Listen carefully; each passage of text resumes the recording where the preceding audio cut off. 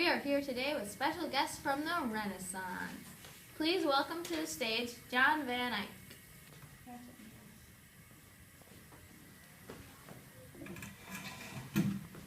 Hi, Jan Van Eyck. How are you? Pleasantly well. What made you think of mixing oil with your paint?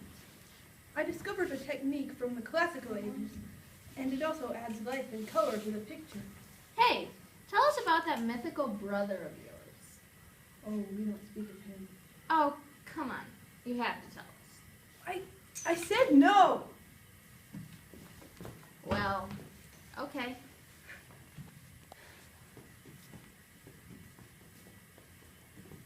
Hubert. His name's Hubert. Touchy subject.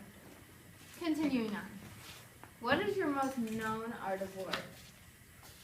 The Gent altarpiece, which consists of a large sum of my religious works. The outer edges of Adam and Eve were meant to represent the sinful and evil, while the center of the piece represents heavenly paradise. So did you make all of these works yourself? Yes. Are you sure? Because we have sources. Yes, I did!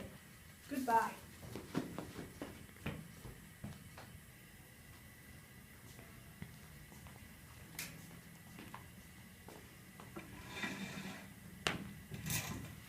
Welcome, Albert Durr.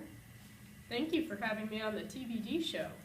The TDB show. Okay. What are you famous for? I'm a painter, graphic artist, an engraver, but my best known technique is engraving. Where did you learn to engrave at? In my dad's workshop when I was just a wee little boy. Wow, your dad seems to be quite the cool man. Yeah, he even let me be an apprentice to Michael Wolgmuth, and then I journeyed around the Netherlands and other places near there. Tell us about Michael. Oh, Michael. He was a local painter and designer of woodcut book illustrations. What did you learn on your trips? I was able to learn the beauty of nature and realism, and also I was the first non-Italian artist to combine humanistic principles and beauty. Wow, sounds like you are a typical Renaissance man. Thank you for joining us, Mr. Durr. Hope to see you soon. Everybody, welcome Hubert to the stage. Please have my forehead! Somebody call animal control! Get over here. Back to Wolf. So, Wolf, tell me about yourself. I took some notes about myself so I wouldn't forget. Okay, thank you for that introduction, Wolf. What were some of your most important paintings? Christ taking away his mother, which was inspired by Adolfo's picture of Christ. Also, I had a strong feeling for poetry of landscape by constructing calm and unified compositions with atmosphere of lyricism and intimacy. Did you do anything else on the side of painting?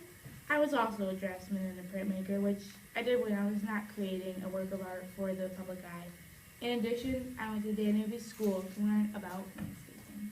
What were some of your famous landscaping creations? My most expressive and poetic works are drawing of Danube River on a trip from Passau to Vienna. Thank you for your time, Wolf. Please welcome Hans Holbein the Younger. Hans, when did you enter the world? 1497 in Augsburg, Germany. When did you begin creating and painting? I began painting when I was a young lad.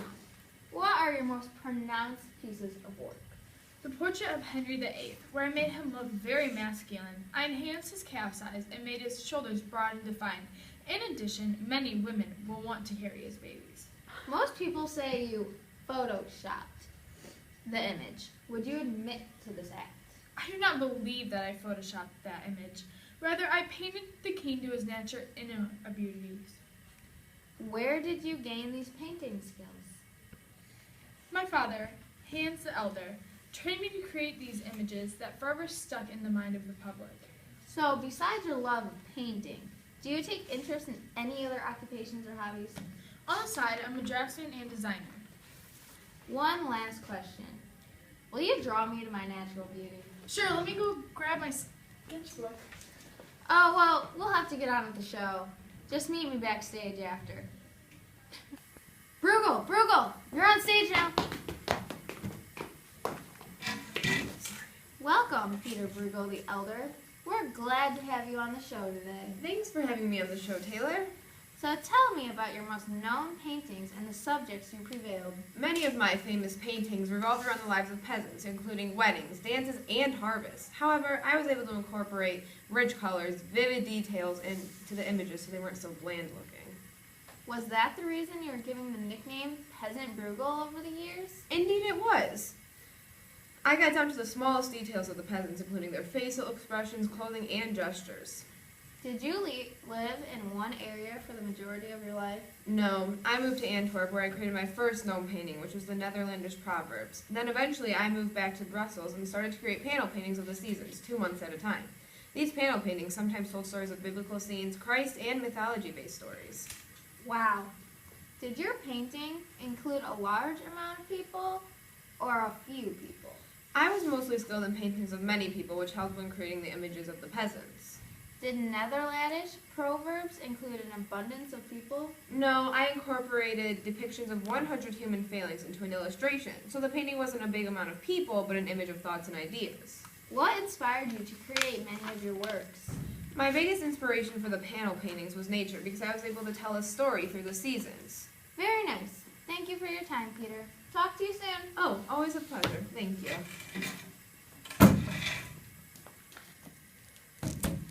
Well, that is it for the show today, ladies and gentlemen.